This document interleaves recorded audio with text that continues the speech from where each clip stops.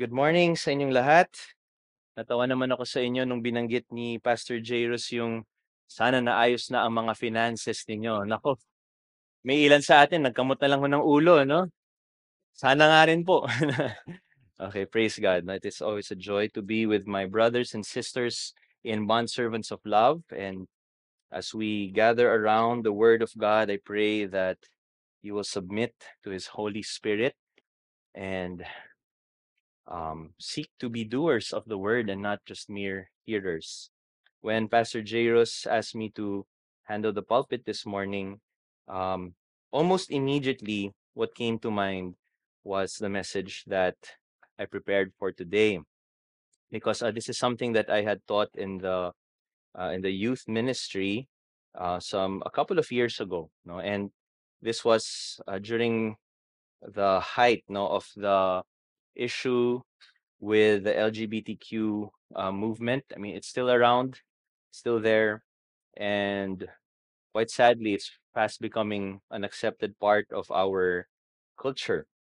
And when we are bombarded with all of these counterfeit ideas of what it means to be a man and a woman, kung hindi lang ho tayo nag-iingat, no, it will creep into our thinking and shape the way that we understand and therefore live out what it is to be a man and a woman.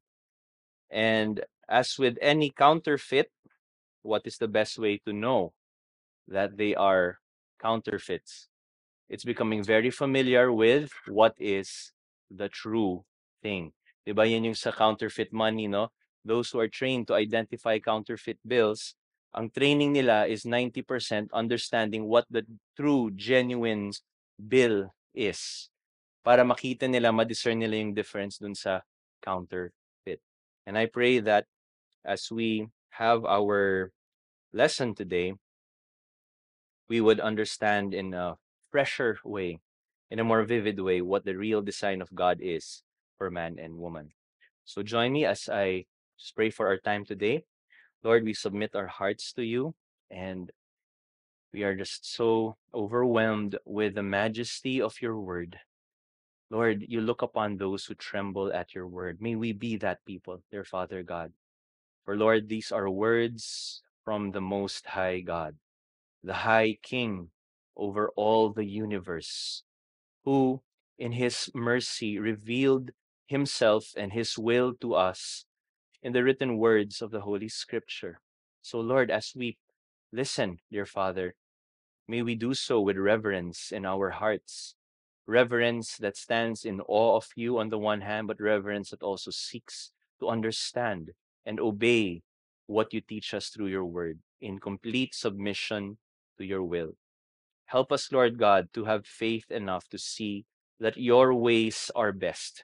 In fact, your ways are higher than our ways, and your thoughts than our thoughts. So help us, Lord, be eager to learn today. And as we learn, dear Father, I pray that we would be able to translate this in very practical ways in our lives, so that, Lord, every day we might walk in a manner worthy of the calling with which we have been called. And for those of us here who might not know you yet in a genuine and saving way, Lord, I pray that you would draw him or her to you, Lord God, as your word is preached today. Thank you, Lord. In Jesus' name, amen. The title of my teaching today is The Head and the Helper, Recovering a High View of God's Design for Man and Woman. Let me start with a story for all of us. In 2006, casino owner and art collector Steve Wynn arranged a $139 million sale of Pablo Picasso's celebrated portrait called The Dream. Imagine that, a painting worth $139 million. But just days before the money and the artwork were scheduled to exchange hands, the deal was abruptly stopped. The reason? There was a 2-inch tear that went right through the canvas. It turned out that one evening, Steve Wynn was entertaining a group of friends when he accidentally pushed his elbow through the painting, causing the canvas to rip. I wonder what that felt like. What caused him to make such a careless and costly mistake? It turns out Mr. Wynn suffers from a disease that affects his peripheral vision. Okay, so in a sense, parang tunnel vision na hindi siya makikita dito sa gilid. So hindi niya nakita na nandun yung painting. Apparently, it was his poor vision that ultimately caused the ruin of a multi-million-dollar masterpiece. Now, the Bible tells us of another ruined masterpiece.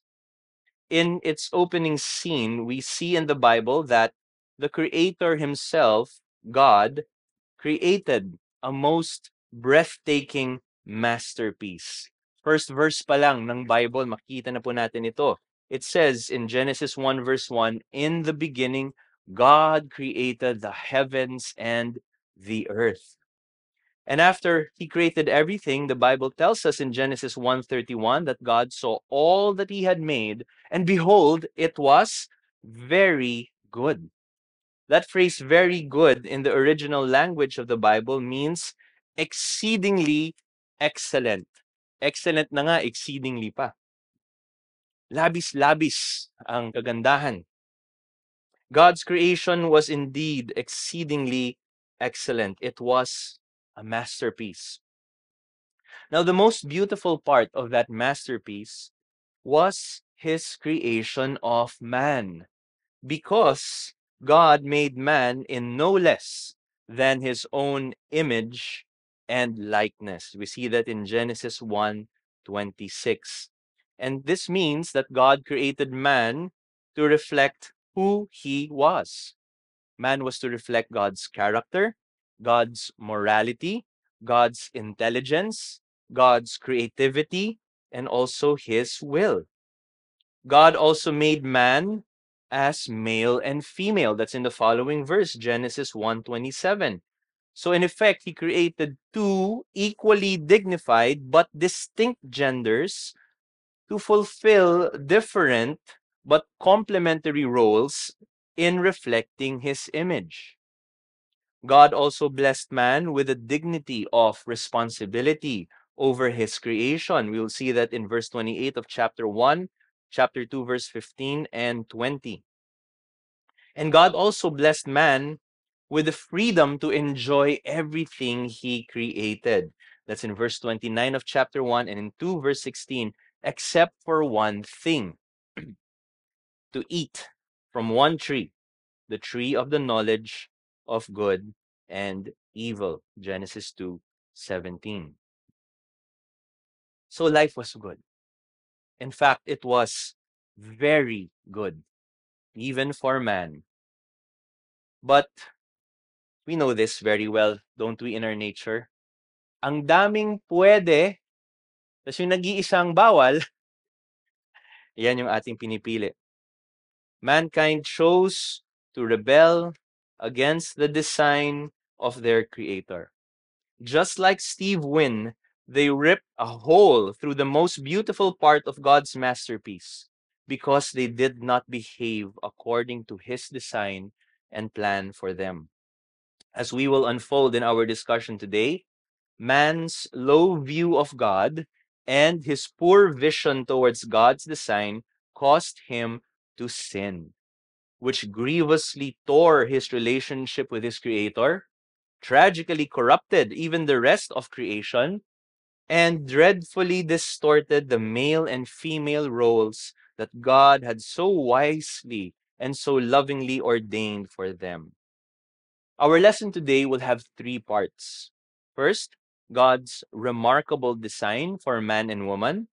Second, man's ravaging of that design.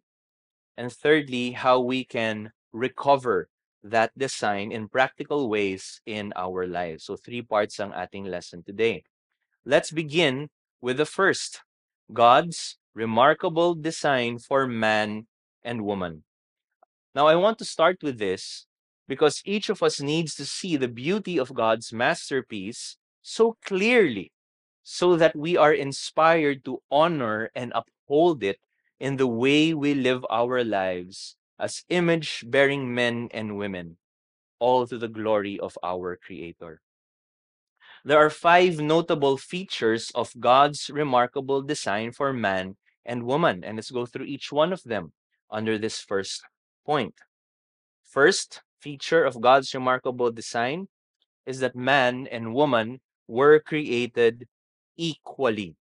Man and woman were created equally. That means both man and woman have the dignity of being created in the image of God. Genesis 1:27. Please turn your Bibles there. Genesis 1:27 reads, God created man in his own image. In the image of God, he created him. And immediately after saying that, what does the passage say? Male and female, he created them. So you see that being male and female is part and parcel of being created in that image of God, both male and female.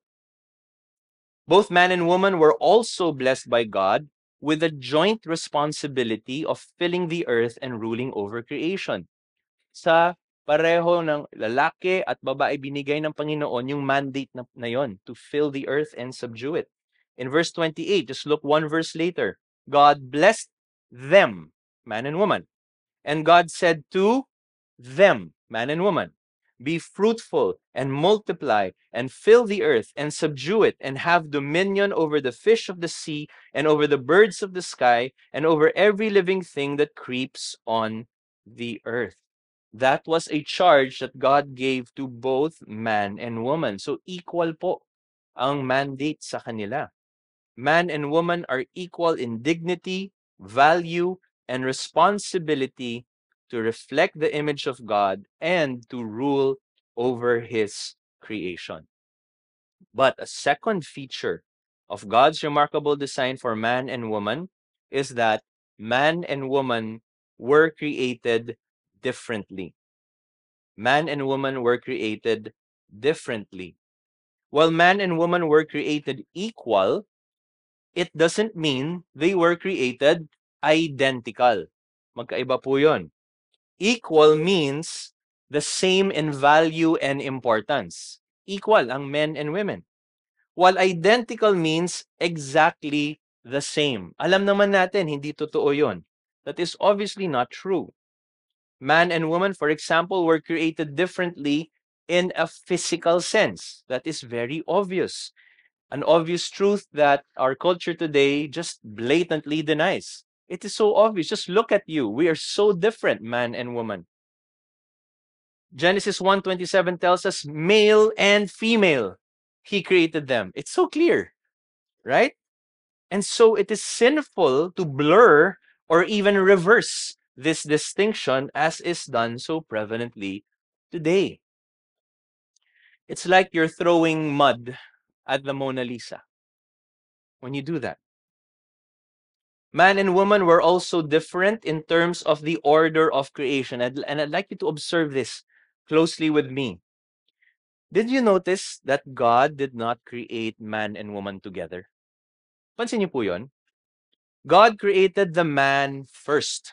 And we see that in Genesis 2, verse 7. Then, habang wala pa si woman, God put him in the Garden of Eden to cultivate it and keep it. That's in verse 15 of chapter 2.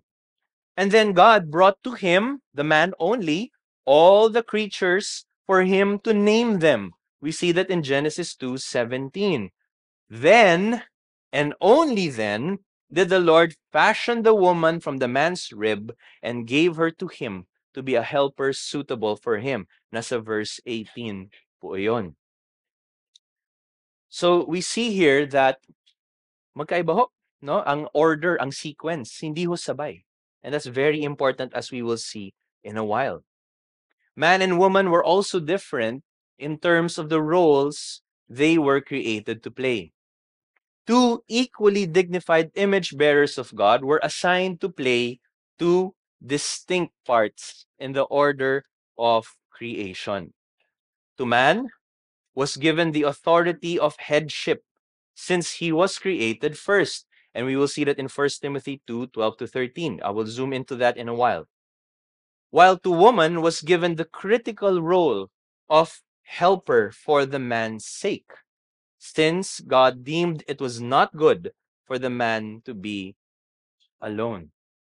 Okay, if you notice the creation account, we will see every single day of creation, which by the way were literal 24-hour days. God created light, he saw it, it was good. God created the expanse, he saw it, it was good. It was good. It was good. It was very good. And then the first time the Bible says that it was not good was when man did not have a helper suitable for him. So hindi pa pala tapos si Lord sa kanya pong masterpiece. It was unfinished until he gave the woman to be his suitable helper. Third feature of this remarkable design for man and woman was that man was created to be the head. Okay? So, to all men here, this is for you. This is for us. We were created to be the head. I mentioned a while ago 1 Timothy 2, verse 12 to 13. Can we all turn our Bibles there? 1 Timothy 2, 12 to 13. This was the Apostle Paul giving instructions to young Pastor Timothy about matters pertaining to how the church was to be run. And very interestingly, in verse 12 of chapter 2, Paul instructs Timothy, I do not allow a woman to teach or exercise authority over a man. Now, let me stop there. You might say, Brother Monsi, baka kasi kultura nila sa Ephesus, no? Na talagang hindi pwede yung babae na exercise ng authority or to even to teach a man. But look at Paul's reason for commanding this in the following verse, verse 13. Why did he not allow a woman to teach or exercise authority over a man? In verse 13, it says, because it was Adam who was first formed and then Eve. So Paul transcends culture and goes back to the very design of God in creation. 1 Corinthians 11 verse 8 adds, if you just go a few books back, no? 1 Corinthians 11 verse 8, sabi dito, for man does not originate from woman, but woman from man. Nauna ang lalaki at nanggaling sa kanya ang babae. Verse 3, so rewind 5 verses before verse 8 of 1 Corinthians 11. It very plainly states, I want you to understand, sabi ni Paul, that Christ is the head of every man, and look at the next phrase, and the man is the head of a woman, and God is the head of Christ. These verses very plainly teach us that it is man who has authority over the woman because he was created first. And I love how Paul mixes in the members of the Trinity while explaining this, because that is so foundational to understanding this. Because these verses also teach us that within the Trinity, God the Father, who is certainly equal to God the Son, is also head of God the Son. Did you hear that? Look at the verses there. Equal sila. Sabi nga ni Jesus, I and the Father are one, but God the Father is head over Christ. That's in verse 3 of 1 Corinthians 11.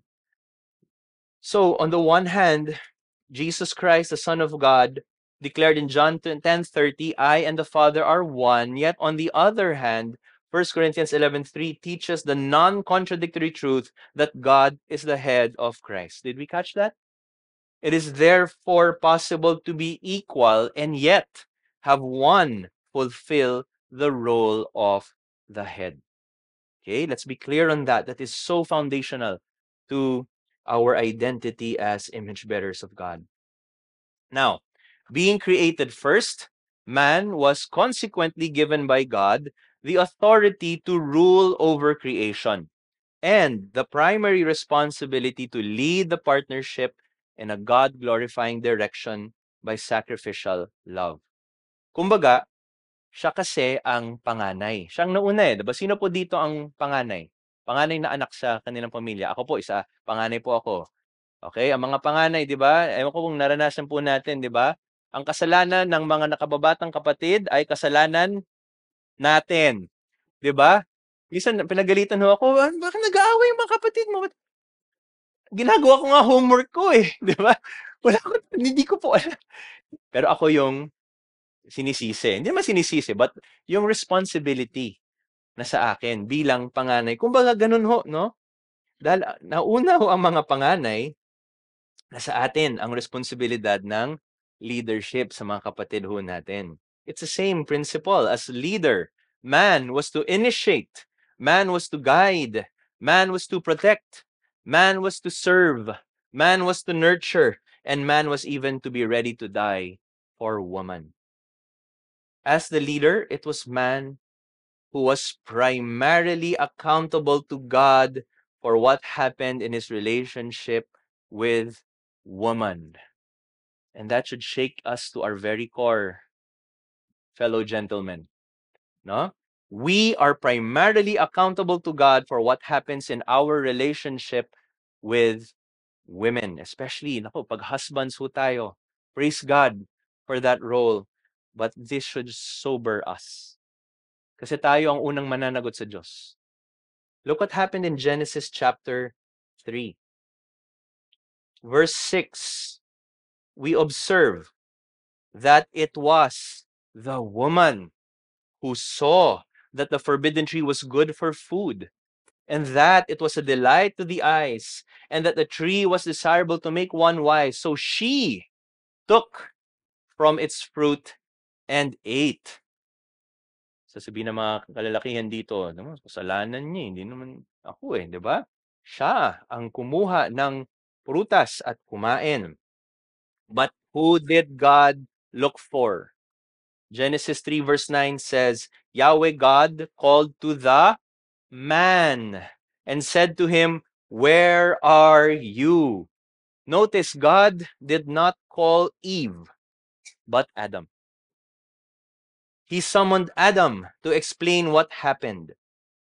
Look also on whom the Apostle Paul lays the blame for the sin of disobedience in the Garden of Eden and its resulting death. He writes in Romans 5 verse 12, through one man, sin entered into the world. Paul didn't even say here, through man. Yung man in a general sense, mankind, male and female, di ba? Man, din ang tawag doon. No, sinabi niya through one man. He singled out Adam. Through one man, sin entered into the world. And he even adds in 1 Corinthians 15:21-22, by a man came death. And in verse 22, in Adam, all die. Pinangalanan na niya. In Adam, all die. Unfair ba yun? Teka, si Eva naman yung kumain. Ba't naman si Adam yung sinisi? No, that's not unfair. You know why? Because man was the head. Kaya siya ang mananagot kay God. Fourth feature of God's remarkable design. Woman was created to be the helper. Woman was created to be the helper. In Genesis 2:18, Yahweh God said, it is not good for the man to be alone. I will make him a helper suitable for him. The word helper here refers to someone who voluntarily assumes a position of subordination and submission as they help. The word suitable, a suitable helper, means that it was to be a helper like him, like the man, or corresponding to him, or a helper worthy of him. Again, elevating the dignity of women. Kapantay niya ho. A helper, the woman could not have been suitable for the man if she was inferior. No, she was equal to him. But in terms of role, subordinate.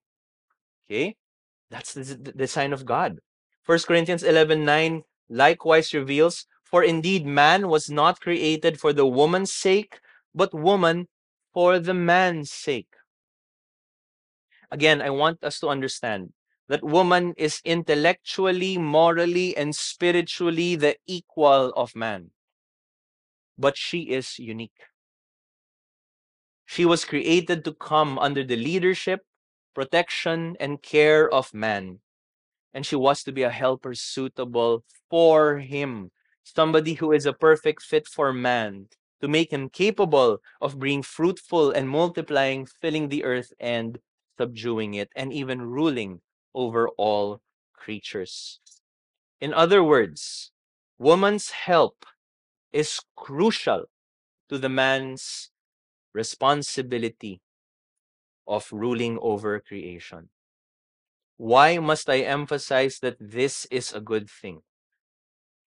Because the world will tell you that it is a bad thing.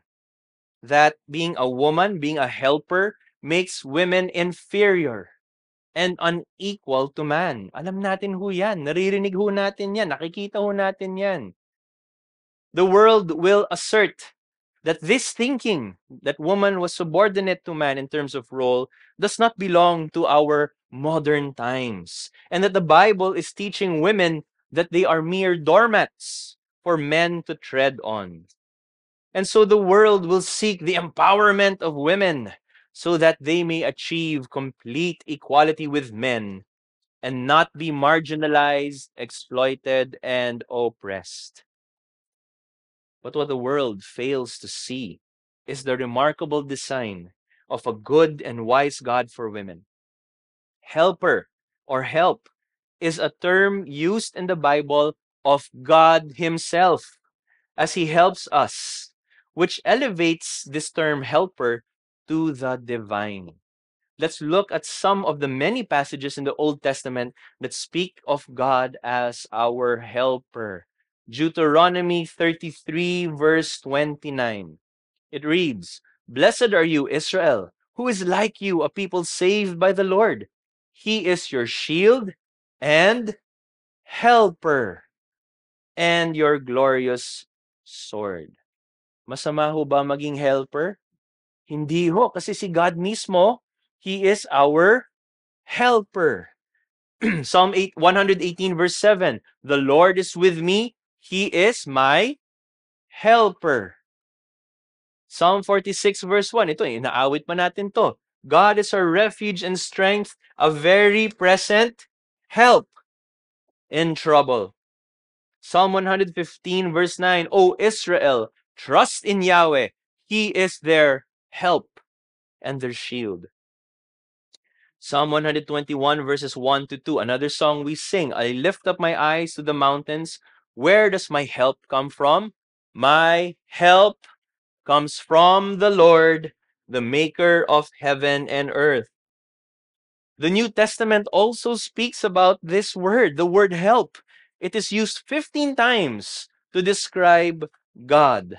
And 100% of the time, the word help is used of God. God in that is not inferior, but rather superior in his relationship with man. And yet, one of the things that glorifies him is that he is our helper. So, therefore, how can being a helper be bad? Let's look at the matter of submission. Is it really all that bad? Look at your Savior and Lord Jesus. As God the Son, we know he is one with the Father, right? But in Philippians 2 6 to 7, it reveals that although he existed in the form of God, he, that is Christ, did not regard equality with God a thing to be grasped, but emptied himself, taking the form of a slave. There was that voluntary emptying and subordinating himself to the will of his Father. In John 6:38, Christ himself declared, "I have come down from heaven not to do my own will, but the will of him who sent me." God the Son, therefore, willingly submitted to God the Father. Even the Holy Spirit is a helper. Christ assures his disciples in John 14:26 that the helper, the Holy Spirit, whom the Father will send in my name. He will teach you all things and bring to your remembrance all I have said to you. Pinangalanan po ang Holy Spirit na helper. He's not only a helper, he is the helper, the Holy Spirit. Thus, being a helper and submitting to God-given authority is not inferiority. It is not captivity. It is not negation of identity. No, it is a good thing. It is dignified. It is divinely designed and even divinely done to maintain balance and order within the Trinitarian Godhead and in creation. I like how Elizabeth Elliot in her book, Let Me Be a Woman, describes submission. And I quote, "Submission for the Lord's sake does not amount to servility. It does not lead to self-destruction, the stifling of gifts, personhood, intelligence, and spirit. God is not asking anybody to become a zero. The design of the Creator in everything that He made was for it to be good. That is perfect, precisely what He meant, free in its being the thing He intended it to be, and He was, as we may say, orchestrating, giving the lead to one, subduing another, to produce a full harmony for His glory." End of quote. Napakaganda ho na sinabi ni Elizabeth Elliot dito. And speaking of that full harmony, the fifth feature of God's remarkable design is that man and woman are called to work together in loving community. Ulitin ko po yon. Man and woman are called to work together in loving community. Genesis 1:28 specifically says, God blessed them. That is both man and woman. And said to them, man and woman, that they were to be fruitful and multiply, fill the earth and subdue it, and have dominion over every living thing on the earth. In other words, we observe from that verse that man and woman were to discharge this divine mandate together. Ganda ho, no? Equal in dignity and design, or not design, but equal in dignity and value, different in design and role, and yet built to work together in loving community to fulfill God's mandate. To display God's image fully in creation, the head needs a helper, and the helper needs a head. The head and the helper are to harmoniously work together in loving community.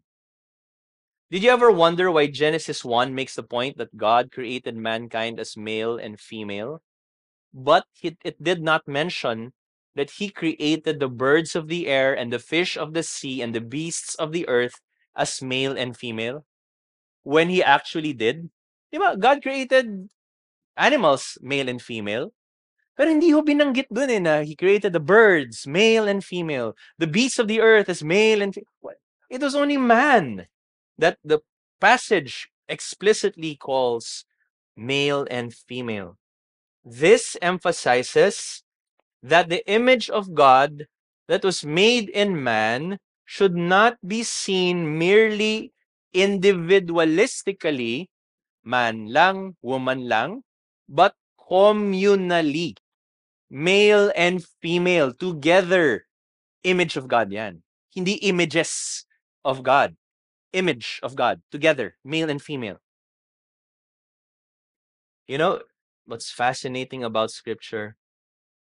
Genesis 1 already shows us that even God Himself exists within a loving community.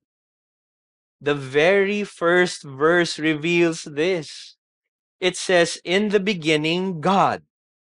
Now, in the English, we might not see it, but in the original Hebrew, the word God, the name God, was written as Elohim, which is in fact a plural name. You see, in the Bible or in the Hebrew, whenever you have the suffix im, it denotes a plurality. For example, in the Bibles, we see words like the seraphim, the cherubim. Remember the giants in the Old Testament, the Anakim, the Rephaim, and the Nephilim? Basta may im, plural ho yan. More than one ho yan. And this points, the word Elohim, to the wonderful mystery that is elsewhere elaborated in Scripture, that the one true God exists in a plurality of three distinct persons: the Father, the Son, and the Holy Spirit. First verse pa lang, ni-reveal na yung main character ng story. Elohim created the heavens and the earth. Turn with me to Genesis 1:26 and 27. I want you to catch this. Just look at the words of Scripture. It's there. It's blatantly declared there. Did you ever wonder why God said in verse 26, let me or I will create, let us make man in our image, according to our likeness? Sinong kausap ni God dun? Angels? Hindi ho, no? Trinitarian kasi si God eh. Father, Son, and Spirit, andun na tara. Son, Spirit, let us make man in our image. And then, in verse 27, just one verse later, it reads, and God created man in his image. In the image of God, he, not they, created him. In just two verses, we see that God is three and God is one. It's in Genesis already. And so, it is because God, the one God, exists in a Trinitarian community of eternal and perfect love that we understand that man who was created in that image, communal image, man must necessarily do the same in relationships of community and love, with man taking up his role as the head and woman taking up her role as his helper. Did we catch that? Every time I look into this, I'm just amazed. Ang galing niyo, Lord. You created us in your image and you are a community in yourself.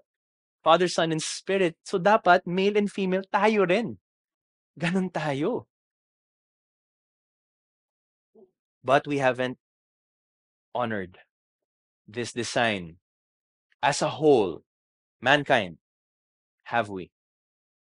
And so that brings us to the second part of our lesson today. After seeing God's remarkable design of man and woman, let's now look at man's ravaging of God's design. So we have seen God's creative order in Genesis 1 to 2, how God created man first and gave him the authority as head, then created woman to be under his authority as a helper suitable for him, who then together were to rule over creation in loving and harmonious community. So let us now go to Genesis chapter 3 to witness how this God-ordained order was reversed in the tragedy of the fall of man. Turn your Bibles there. Genesis 3, 1 to 6. Now the serpent was more crafty than any other beast of the field that the Lord God had made. He said to the woman, did God actually say, you shall not eat of any tree in the garden? And the woman said to the serpent, we may eat of the fruit of the trees in the garden, but God said, you shall not eat of the fruit of the tree that is in the midst of the garden, neither shall you touch it, lest you die. But the serpent said to the woman, you will not surely die, for God knows that when you eat of it, your eyes will be opened, and you will be like God, knowing good and evil. So when the woman saw that the tree was good for food, and that it was a delight to the eyes, and that the tree was to be desired to make one wise, she took of its fruit and ate. And she also gave some to her husband who was with her, and he ate. We observe from the story that the serpent, who was a creature, right, revealed in Revelations 12:9 as Satan, this serpent, this creature, approached the woman, not the man, and tempted her to eat the forbidden fruit. And she did. In her sin, Eve took the lead, acted independently, and spurned her husband's authority. She went out on her own and called her own shots, as it were, and acted on her own behalf. She took the lead, usurping the man's role, acting independently of him in the temptation, and overturning the divine order. Right? Remember, God created man to be the head, woman to help him, and they were to have dominion over creation. Here we see that one of the creation, a creature, a serpent, went to Eve, who then usurped her role over Adam. Nag-reverse ho. Okay? Yung sequence. But an interesting question arises here. Where in the world was Adam when all of this was happening? Perhaps he was just asleep. Right? Papahinga lang dun. Pagod siya eh. Pinangalanan ba naman yung bawat hayop, di ba? Pagod siya dun, no? Or maybe Adam was busy gathering food in some other part of the garden, right? Kaya hindi siya available para tulungan si Eve. No. If you look closely at verse 6 of chapter 3 of Genesis, you will see that as Eve took the forbidden fruit and ate, she also gave some to her husband who was with her. And he ate. First instance of the passive husband. He was there. Nakatunganga lang siya. Yung mga women, no? Tumawa bigla, oh. Bakit? May pinanggagalingan ho ba kayo? Puro kababaihan nyo to, yung mga men. Mga ganun, eh. Yung mga women, sabay tingin sa asawa. There. You know, when Satan approached Eve, it could have ended there, right? In a blaze of manly glory, this first man, this man of men, the man Adam, he could have, indeed should have rebuked the serpent, right? He should have encouraged Eve to obey, or even taken his wife's hand and flee temptation and run to God for help, right? He should have known and done better because after all, God issued the command to him. Genesis chapter 2, 16 to 17 reveals that the Lord God commanded who? The man, saying, "You may surely eat of every tree of the garden, but of the tree of the knowledge of good and evil you shall not eat. For in the day that you eat of it, you shall surely die." God discharged that to the man. So he was responsible for helping his wife fulfill it as well. God discharged the duty, the responsibility to Adam because he was the head. He was the head. But instead, the man rejected his headship, neglected to guide and protect his wife, looked on passively as the woman fell into sin, and finally took part in the sin itself by eating the fruit that she gave him. And as their eyes were opened to their nakedness, they sewed fig leaves to cover themselves and hid from God in shame and guilt, until God called to the man in Genesis 3 verse 9, as we had seen earlier, "Where are you?" And so the reversal of God's order was complete. His masterpiece was hideously ripped. The creature tempted the woman, who in turn tempted the man, who both in turn hid from God. And from there, all mankind and creation to this day lunged into sin and a curse. Though we all know there were several aspects of sin's curse, but I will focus only on the relational aspect today. Ano bang naging outcome ng unang kasalanan ni Adan at ni Eva? In Genesis 3:16, God tells the woman, your desire will be for your husband, and he will rule over you. Yan yung isang repercussion ho. Pagdating dun sa loving community, sinabi ni God kay Eve in the NLT, another translation, your desire, or you will desire rather, to control your husband, but he will rule over you. This curse, my dear brothers and sisters, has played out throughout history, and quite possibly has even affected our very families, our very homes, our very church. The tendency of woman is to want to take control of man and wrestle headship and leadership away from him, while the tendency of man is to remain silent and passive when he should be a leader. And that's, by the way, in part what forces some women to want to lead. Because he won't. Adi ako na lang. But the verse also tells us he will rule over you. That is, man will ultimately exercise ungodly dominion to assert his will over the woman's will. Sadly, he will use and abuse her, treat her unkindly, unfaithfully, and indifferently. Sometimes man will deny her compassion, kindness, tenderness, and sympathy, and also ignore her spiritual equality, humanity, and value. And so this legacy is, or rather the legacy of this sin is conflict between man and woman. Kaya ho may away, kaya ho may alitan sa pamamagitan, sa pagitan ng lalaki at babae. Instead of working together in loving and harmonious community, man and woman are constantly at each other's throats in a battle of the sexes that has torn the fabric of society as we know it today. And so let's now look at the last part of our lesson today, the recovery of God's design.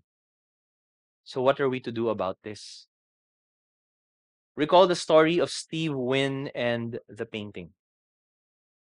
It was poor vision that ultimately caused him to elbow the dream and rip through it. Had Mr. Wynn been able to see clearly, he would have conducted himself more carefully around the canvas and not ruined the masterpiece. Similarly, if we were to recover a high view of God's remarkable design for man and woman, we would conduct our lives more carefully to conform around his design for male headship and leadership, as well as female helpership and submission, and not ruin his masterpiece. We need to have a clear view. But how are we to recover that clear and high view of God's design? Steve Wynn spent a small fortune to have the tear eventually repaired, and thankfully the dream was sold not for $139 million, but $155 million at an auction in 2013. Sino kayong bumili nun, ano? If you're here, please raise your hand. Okay. Sadly, there is no fortune we can spend to repair the damage we caused to God's masterpiece. There is nothing we can even do to convince ourselves that God's design for the head and helper is the right and best design for living. 1 Corinthians 2:14 tells us that a natural person does not accept the things of the Spirit of God, for they are foolishness to him, and he cannot understand them because they are spiritually discerned. That's why the world today does not see the point of God's design for male and female, for man and woman, because a natural man thinks these things are foolishness. Kalokohan yan. That's so ancient and antiquated. Okay? And he cannot even understand them, for they are spiritually discerned. Therefore, it is only God who can restore his masterpiece and change our hearts so that we don't ruin it again. God foretells in Genesis 3 verse 15 of a coming day when the offspring of the woman will strike the serpent's head. And the rest of the Bible tells the story of how God spent an enormous fortune to restore his masterpiece. What fortune was that? 1 Peter 1 verse 19 from the NLT tells us that it was no less than the precious blood of Christ, the sinless, spotless Lamb of God. That was the fortune he paid, the very blood that Jesus shed on the cross of Calvary to reverse the consequences of sin and its curse. It is the blood of our Savior, whose death and resurrection regenerate us, making us new creations and enabling us to obey God from the heart and restore his marred image in us through the way we live our lives. Yes, the blood of Christ, which, as Hebrews 9:14 tells us, who through the eternal Spirit offered himself without blemish to God, that cleanses our conscience from dead works to serve the living God. That was the fortune God spent. Ang dugo mismo ng kanyang anak. The very life of his son. He spent that to restore his masterpiece, which he now offers to us as a free gift of salvation. Now that you know all these things, I call you to repent and believe in the gospel if you have not done so already. Receive God's generous offer of salvation with repentance from your sin and full trust in Christ alone to save you from its curse and its penalty. Do not harden your heart. Come to God as you are. You don't have to be good enough. That's the point. You can never be. So come to God with a broken spirit and a contrite heart. The Bible says when you draw near to him, he will draw near to you. And so be reconciled with him and cast your burden upon him. For he is gentle and humble in heart, and you will find rest for your souls. Hindi pa ba kayo pagod sa sin, sa kasalanan ninyo? Hindi pa ba tayo pagod sa emptiness, vanity, kawalang kahulugan ng buhay kapag wala ho ang Diyos sa buhay natin? Now let me address the men in this room. If you are already a child of God, praise God, pay heed to what I'm about to say. You, my dear brothers, were created to be the head, to be a leader. While the full force of this principle was meant to be applied to husbands leading their wives, yan yung parang pinaka-full expression of that. For those of you men who are not yet married, it's still applicable. And therefore, it's still wise for you to start practicing in smaller ways today. So both to the married men and even to the single men here, practice godly leadership by initiating instead of waiting on the ladies to act. You know, sometimes the ladies are just waiting for us to lead. Okay, look at the various ministries, for example, in this church. Look at the home. Where are the women leading the charge? Maybe it's because the men aren't. That's why. No. Practice godly leadership by being decisive and proactive, even courageous, not being tentative and passive. Sometimes we men tend to be timid because we lack that very basic trust in God. We don't trust him enough. That's why we're not courageous enough to lead. to initiate, to be proactive and decisive. Minsan sa mga decisions natin sa ating mga pamilya, sa bahay, di ba? Honey, tanong sa atin ng wives natin, no? So, ano nang gagawin natin dito? Anong default answer ng lalaki? Ewan ko, ikaw. Di ba? Parang badminton, no? Binalik lang yung shuttlecock sa misis, di ba? So, binabato lang ulit, di ba? Men, let's make the decision. Let's make the decision. God give you a helper suitable for you, right?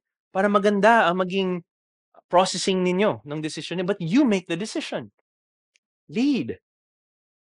Practice godly leadership, men, by following through on your commitments and not abdicating responsibility.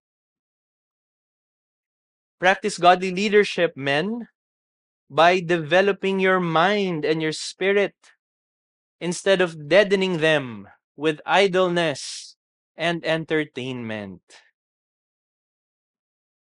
Practice godly leadership, men, by being humble and open to support and correction instead of being what the world tells men to be, cocky, stubborn, and arrogant. It does not subtract from your manhood to ask for help and to be open to correction. Di ba, meron yung proverbial men never ask for directions. Di ba, may ganong klaseng mga stereotype, di ba? Ayaw, sinasabi ng miss, tanungin mo yung ano, ayoko, alam ko to. Hindi eh. Nakalimang ikot na kayo dun sa rotonda, hindi niyo pa mahanap kung saan kayo pupunta, di ba? Ask for help. You know, pagdating ho sa counseling sa church, no? One of the things I'm blessed by the women is that you generally are more open and candid about your concerns, no? Ang mga men, medyo, who here have some concerns? Di ba? Pag tinatawag tayo, no? Saan ang tingin natin? Sa baba. Parang nandun sa sahig yung sagot, di ba? Wala. Tapos pag tinanong, kamusta ka naman? Okay lang. Okay lang naman kami. Di ba? In the meantime, the marriage is crumbling. He's struggling with temptation. He's compromising at work. When does the man come to the pastor? Pag medyo malala na yung problema. Nangyari na yung problema. Malalim na ang kasalanan. Wag ho. Practice godly leadership, men, by learning to work in loving community with other people, especially women, and not being forceful or lording it over them. Did you notice that Jesus, he didn't only work with the 12 disciples, the men, right? There were a lot of women also in his ministry. Una nga nakakita kay Jesus nung nabuhay siya muli, babae, 'di ba? Yung mga men parang hindi totoo 'yan. Si Mary, 'di ba? Pumunta doon siya yung unang naniwala. 'Di ba? Very prominent, 'di ba, ang mga women sa ministry ni Jesus.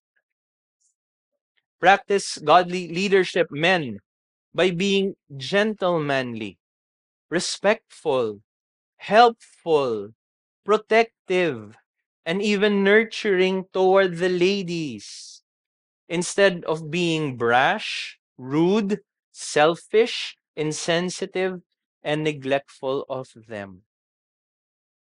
Alam pa po natin ba kasi yung word na yan, yung gentleman, being a gentleman, nawawala na ho yan no? In this day and age. No, let's bring back. Let's bring back what it means to be a gentleman. Ganda ho ng term, ano? A gentleman. A man who is gentle. Diba? Likewise, for the women in this room, if you are a child of God, praise God. Please pay heed to what I'm about to say. Women were created to be the helpers to men, to submit to the authority of man. While the full force of this principle is meant for wives as they submit to their husbands, it is wise for even you, single women, to start practicing in smaller ways today. So for the women in this church, both the married and the single, practice godly submission, women. by developing that gentle and quiet spirit that is precious in God's sight, instead of being aggressive, crass, or loud. Have you seen women like that? I hope there are none of you here. Yung mga masyadong, di ba? This is not sexist. A gentle and quiet spirit is precious in whose eyes?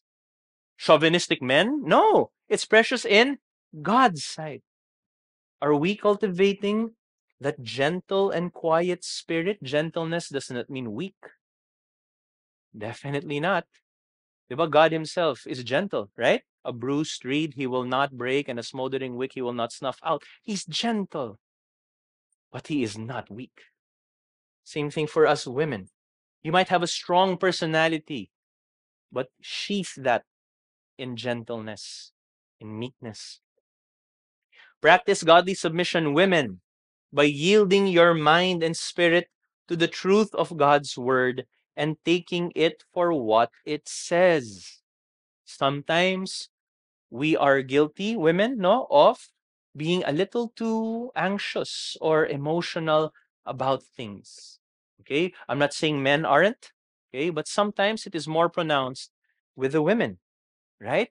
And when you look at the root of it, it's because you have not yielded yourselves first to the authority, the highest authority of God and His Word.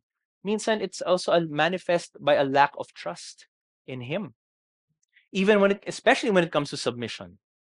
Ayoko mag-submit kasi hindi naman siya gumagalaw eh. Kaya I'll just take over the role of my husband. Wait, wait, wait. Have you exhausted all means of showing your submission to your husband? Maybe the reason why he does not want to lead is because you're stepping all over him. Masyado mo pinangungunahan because at the core of it is that anxiety.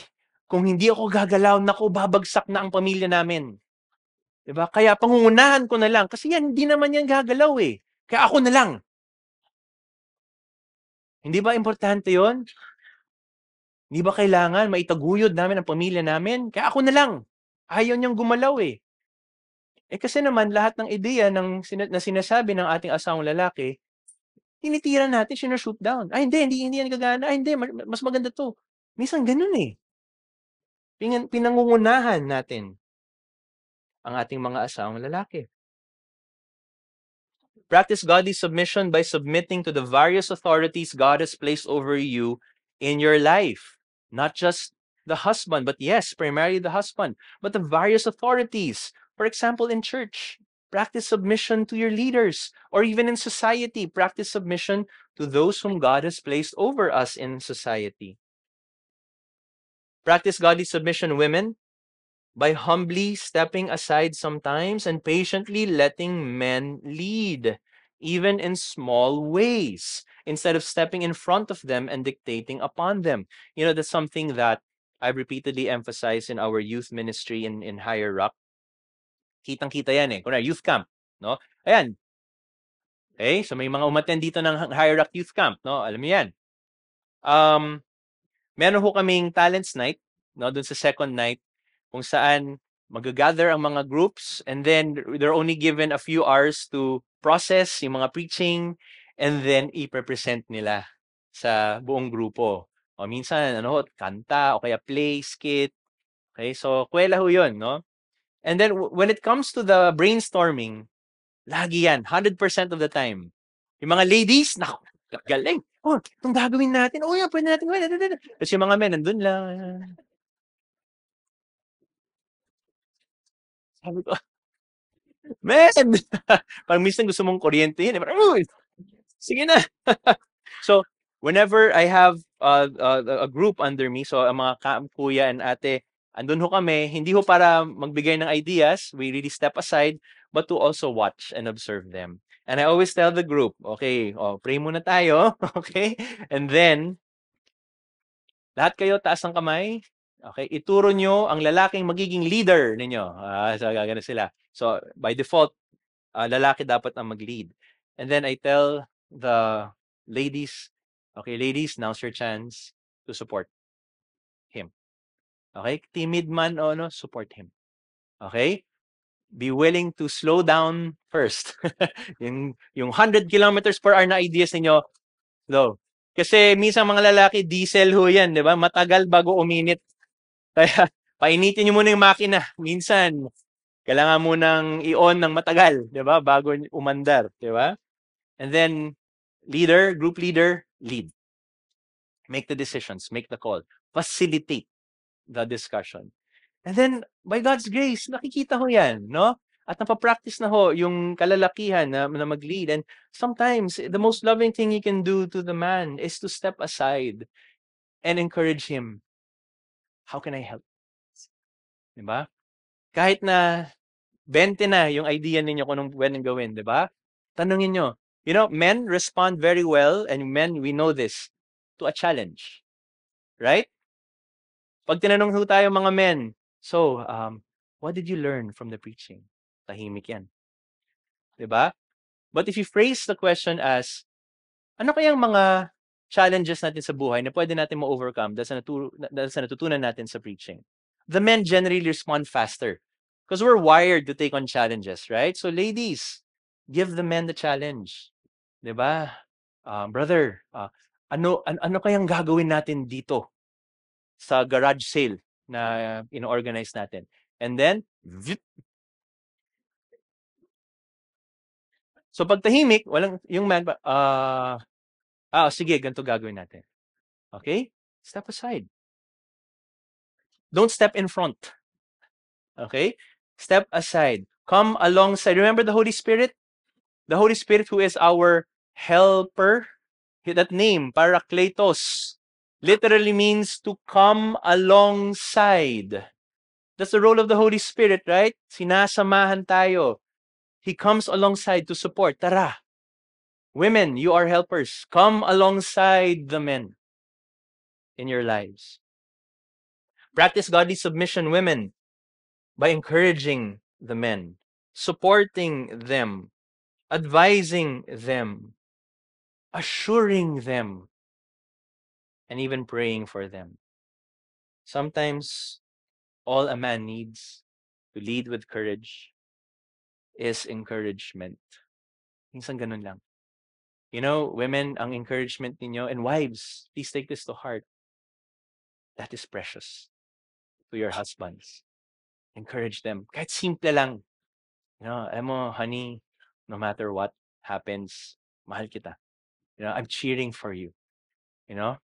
Alam ko mahirap yung decision na to, pero magtagumpay man tayo dyan o mabigo, just know that I have your back. Simple lang. That took 5 seconds. Right? But that, okay, misis ko, with me. Diba? Sige, gawin natin to. That's what I experienced in my own life. You know, sometimes, you know, let's say at work, you know, in business, you know, minsan may mga decisions na parang, gagawin ko ba to or ano? Then I ask my wife. And my wife, one of her gifts is she's a very organized thinker, no? Nalala ko, we were trying to think of a decision, a major decision in our business. And I was just, you know, going back and forth several days. And finally I told my wife, you know, I'm having a hard time processing this and I'm not sure if it's going to be wise. Oh, gawin natin to. So she gets her colored post-it notes. Okay? She loves post-it notes, no? Saka may isa siyang pencil, hindi pencil, basta a glass full of colored pens. 50 different colors. I don't even know why. Ako kasi black ball pen. Tapos, di ba? So, ibang colored pens. And then, she writes out on the post-it notes the thoughts, the ideas, no? Dinikit niya. Meron kaming malaking table dun sa aming home office. Doon niya dinikit. Okay? So, ito, tapos dinikit niya yung mga post-it notes. Okay, ito yung mga implications. So, pag ito naman yung ano. So, nung nakita ko yung post-it, sabi ko, ang klaro.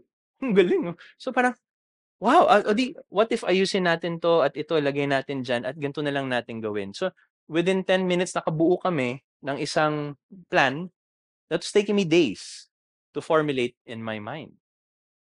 Diba? So, praise God for that, no? And once we made the decision, I actually surfaced to her my concern, no? What if it doesn't work? Ano masabi sa akin? Well, so, it will not work. Let's figure out what to do alternatively. But just know that I have your back. And that was enough. That was enough for me to say, go, sige, kahit na hindi ko alam kung, nandyan si Mrs. di ba? Parang naramdaman ko na parang tumindig ako ng gusto si helper nandito backer ko, Mrs. ko kaya malakas loob ko. Okay? And that's one of the most precious things I have with my wife, when she helps me sort out and clarify my thoughts so that I make better decisions. I am wiser, more decisive, and more courageous because of her. And you know what was so attractive about her? Even nung dati pa, bago ko pa siya ligawan at pakasalan, youth pa lang siya. Yet she was already visibly eager to understand and obey God's word and to grow in the grace and knowledge of Christ in her life. Now, she's not perfect and never will be, but she had practice. And that made it clear as day to me that she was the helper suitable for me.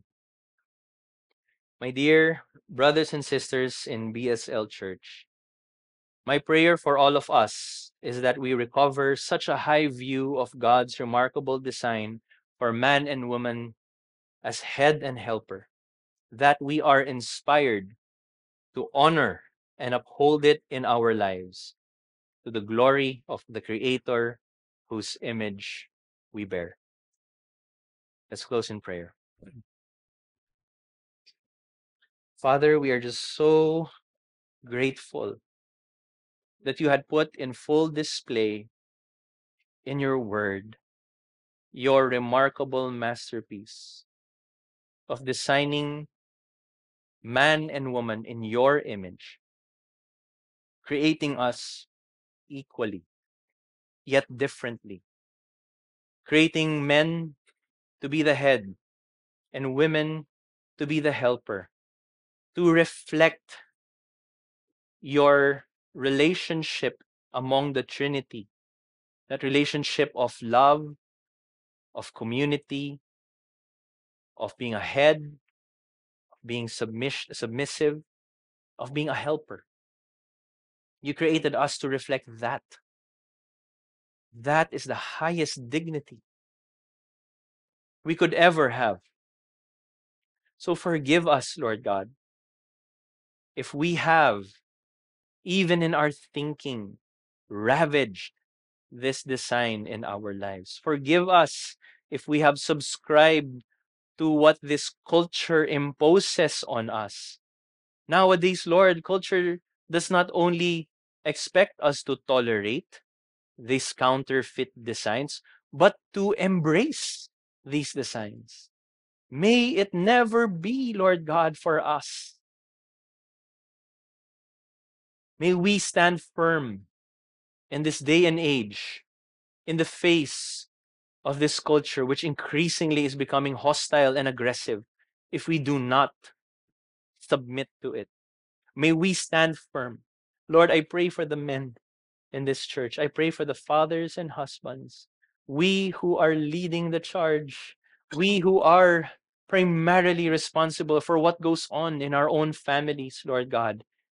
May we be bold. May we, Lord God, be men of courage, leading our families, showing this culture what it means to be head as you have designed us to be. Help us not to be timid or passive, but to be courageous, men who lead, men who serve, men who give their lives for others, especially, Lord God, our wives, our children, our church, Lord God. Help us to take charge. And I pray, Lord God, for the various ministries of this church, Lord, where there is a lack of men, Lord God, please raise faithful men, Lord God, men who love you with all their hearts and have an unshakable commitment, Lord God, to your glory on this earth. I pray also for the women, Lord God. Help them, Lord, see the dignity of being a helper, Lord God, suitable for men. What a critical and crucial role this is. Men will not be able to lead as effectively without the help of women. And what an honor it is to be called helpers, just like you are our helper, Lord God. Help the women of this church embrace this role in their homes, in their own lives, Lord God, even here in church, Lord God. And in so doing, I pray that you would bless this church, that you would bless each and every family represented here. Help us also to be diligent to teach this to our children, to model it, Lord God, in our lives, for they watch us, Lord God, and their own views of what it means to be a male or a female are shaped by how we both teach them and model it to them. So help us, Lord God, to be good examples to our children. Help us also, Lord, gain wisdom through the scriptures by being diligent in our consumption of it in our lives, meditating upon it day and night, so that as we are given opportunity to defend our faith and the gospel against the aggressions of society, we will know what to say. Help us to take courage, Lord, that one of your roles, Holy Spirit, is to bring to remembrance all the truth that we have learned from our Savior, especially, Lord, as it pertains to addressing, Lord God, the culture in areas of gender, Lord God, of sex, dear Father, of relationships, of men and women. Thank you, Lord. We just continue to commit ourselves to you, even for the rest of this day, the rest of the ministries that we still have to fulfill. Be with us, strengthen us, Lord God. Time with the family, even rest, Lord God. Bless us this day. Thank you, Lord, for your grace. In Jesus' name, amen.